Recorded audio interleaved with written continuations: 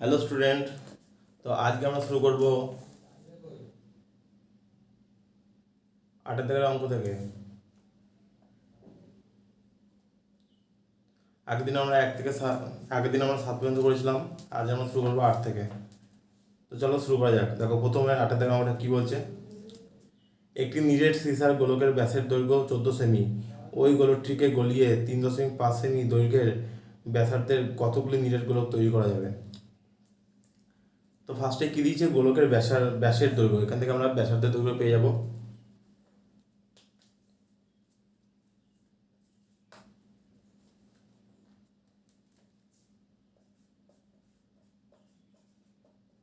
নিরেট সিসার গোলকের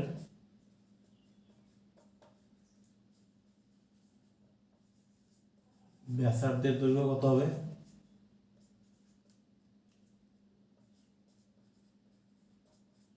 দেখো ব্যাস দিয়ে দিয়েছে 14 সেমি, তাহলে ব্যাসার্ধ কত হবে, 14/2 সমান 7 সেমি। আর 1 সমান হচ্ছে 7 সেমি হলো।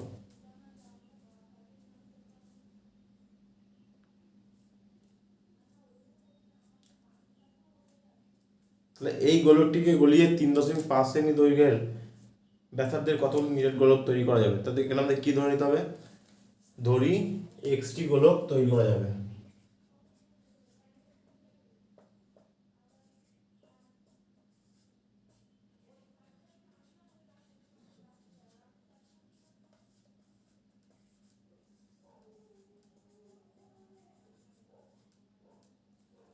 দেখো অঙ্কটা কি বলে ভালো করে, প্রথমে দিয়ে দিচ্ছে নিরেট সিসার গোলকের ব্যাসের দৈর্ঘ্য, তো এখান থেকে আমরা ব্যাসার্ধ পেয়ে যাচ্ছি। এই একই এইটাকেই গলিয়ে কি করবে, 3.5 সেমি দৈর্ঘ্যের ব্যাসার্ধের কতগুলি নিরেট গোলক তৈরি করা যাবে। তাহলে R2 সমান কত লিখবো, 3.5 সেমি।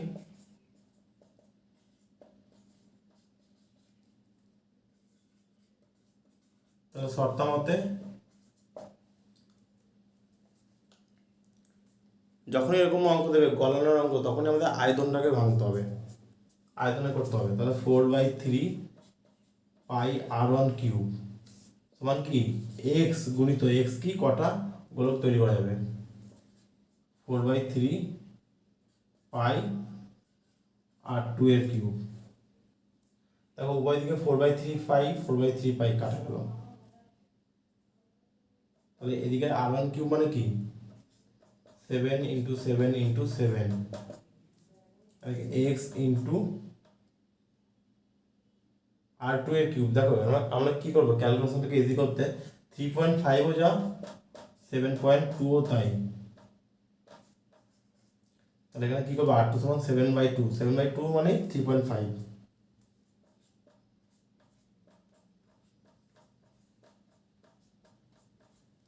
ওকে, তাহলে এক্স এর মানটা কি করে বার করবো, এই এক্স গুলো দিকে আসলে কি হবে, নিচে চলে আসবে,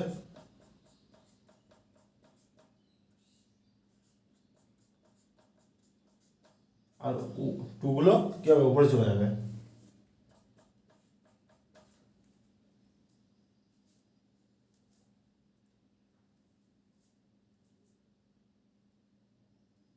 বা আমরা এইভাবে না লিখে এইভাবে লিখতে পারি, 2/7 × 2/7 × 2/7।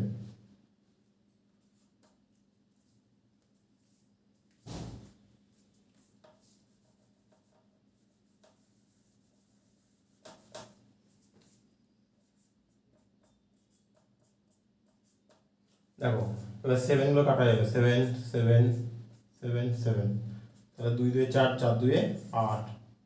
তাহলে উত্তরটি কি হবে, কতগুলো নিরেট গোলক তৈরি করা যাবে, তো উত্তরটা হবে 8টি নিরেট গোলক তৈরি করা যাবে। বোঝা গেল, তো অঙ্কটা এখানেই শেষ।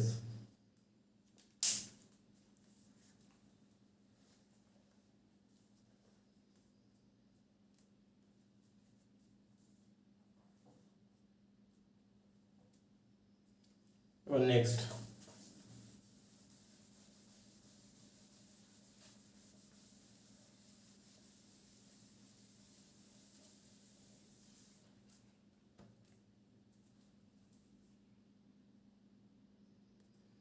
নেক্সট 9 দেওয়া অঙ্কটা দেখো।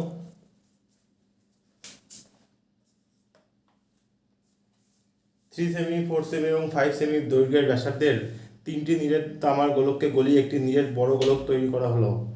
বড় গোলকটির ব্যাসার্ধের দৈর্ঘ্য হিসাব করে লিখি। তাহলে কি ধরতে হবে? ধরি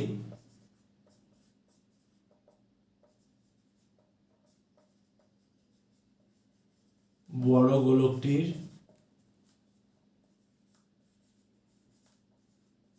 ব্যাসার্ধের দৈর্ঘ্য সমান বড় আর ধরলাম।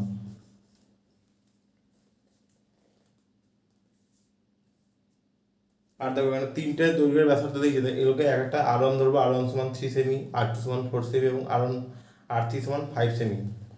3টে নিরেট তামার গোলক, মানে ছোট ছোট 3টেকে গলিয়ে কি হয়েছে একটা বড় গোলক তৈরি করা হয়েছে। তো বড় গোলকের জন্যই বড় 8 সেমি ধরেছে।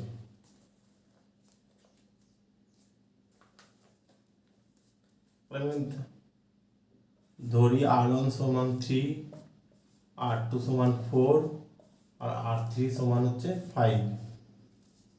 তাহলে শর্ত মতে 4/3 3টের আয়তনকে যোগ করে একটা বড় আয়তন তৈরি করা হয়েছে। কি হবে? 4/3 পাই R1 কিউব প্লাস 4/3 পাই R2 কিউব প্লাস 4/3 পাই R3 কিউব। আর বড়টা কি? 4/3 পাই R কিউব, বড় কিউব। দেখো 4/3 পাই সবগুলো তো কমন আছে, 4/3 পাই কমন দিলাম। R1 কিউব মানে কত? 3-এর কিউব, মান বসিয়ে দিচ্ছি। R2 কিউব মানে হচ্ছে 4-এর কিউব, আর R3 কিউব মানে হচ্ছে 5 কিউব, সমান হচ্ছে 4/3 পাই R কিউব। তাহলে এইদিকে 4/3 পাই, এইদিকে 4/3 পাই কাটা হলো। তাহলে R কিউব সমান কত হচ্ছে? 3 3 3 9, 3 আর 27 প্লাস 64 প্লাস 125 সমান কি? 216। তাহলে R সমান কি? R সমান এখানে আসবে কিউব রুট অফ 216 সমান 6।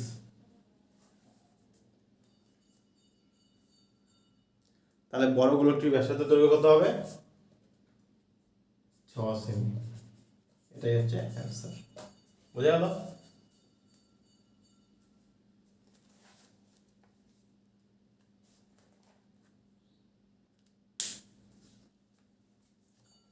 আমরা চলে যাই এরপর পরের অঙ্কটা 10।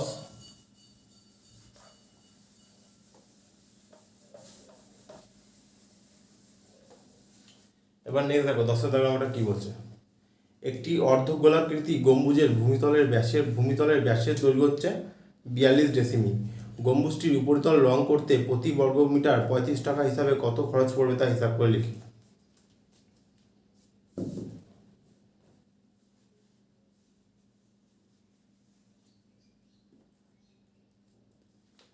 দেখো কি বলছে? অর্ধগোলাকৃতি গম্বুজ।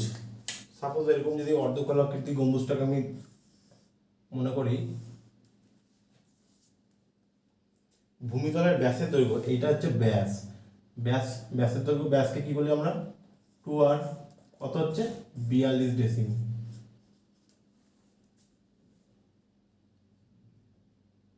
তাহলে 2r সমান যদি 42 হয় তাহলে আর ব্যাসার্ধ কত হবে? ব্যাসার্ধ r সমান 42/2 সমান কি? 21 ডেসিমি। ঠিক তো?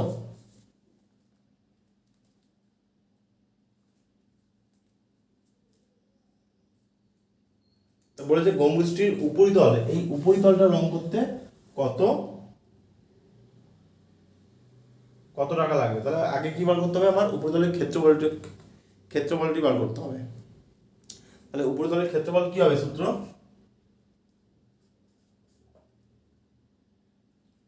গম্বুজটির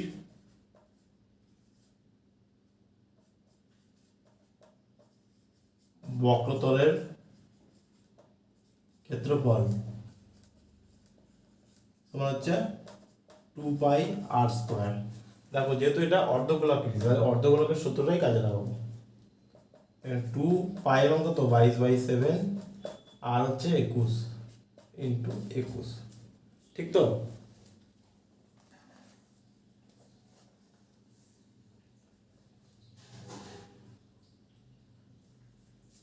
তাহলে কি হবে 7 3 সাথে 21, 2/22 44, 44 আর 3 21 63, 63 ইন্টু 44, 4 3 25, এখানেও সেম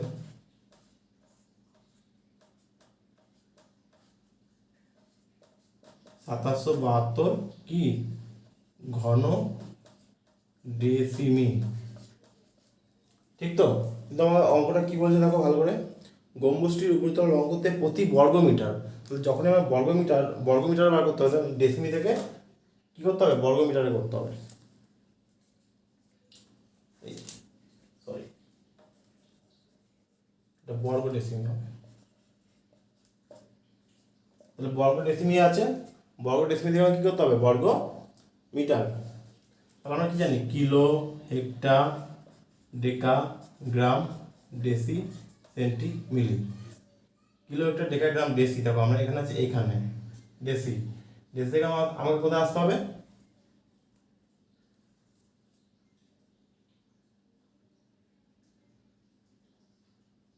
কিলো, হেক্টর, ডেকা, মিটার, মিটারে আসতে হবে, ডেসি থেকে মিটারে আসতে হবে, তাহলে কি এক ঘর আসতে হবে।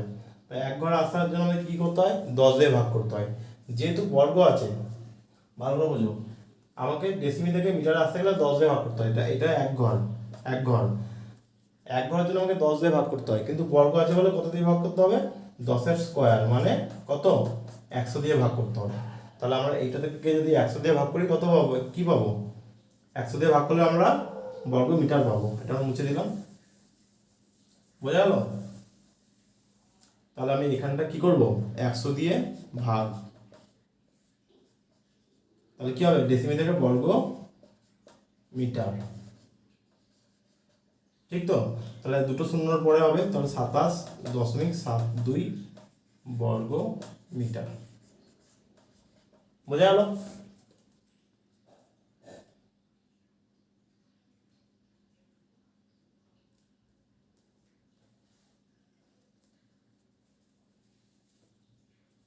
এবার কি বলছে প্রতি বর্গমিটার রং করতে 35 টাকা হিসাবে খরচ করবে রং করতে। তাহলে 1 বর্গমিটার যদি 35 টাকা খরচ হয়, তাহলে 27.72 কত গুণ করতে হবে, উপরটা বুঝলাম।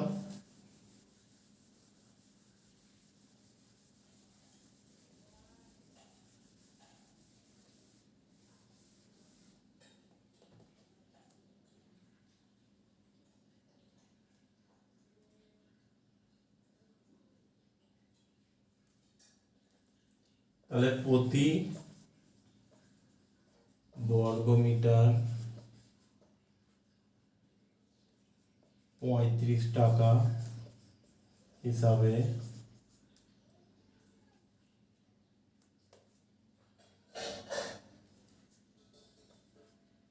রং করতে মোট টাকা লাগবে, কত লাগবে এটার সাথে 35 গুণ করতে হবে, 27.72 মাল্টিপ্লাই বাই 35।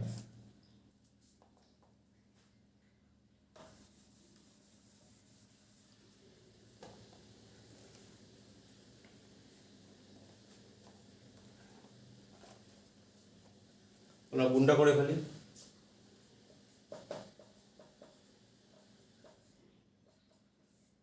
আমাদের 10 নতে 5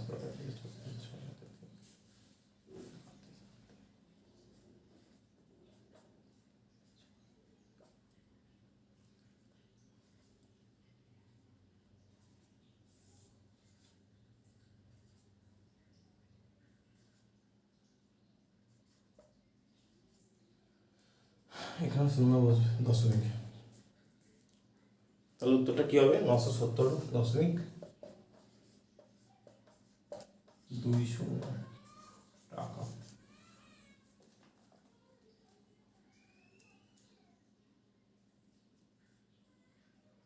তাহলে গম্বুজটির উপরে তলা রং করতে কত খরচ হবে? 970 টাকা 20 পয়সা। তাহলে আজকে ভিডিও এখানেই শেষ হলো। ভালো লাগলে অবশ্যই একটা লাইক করো।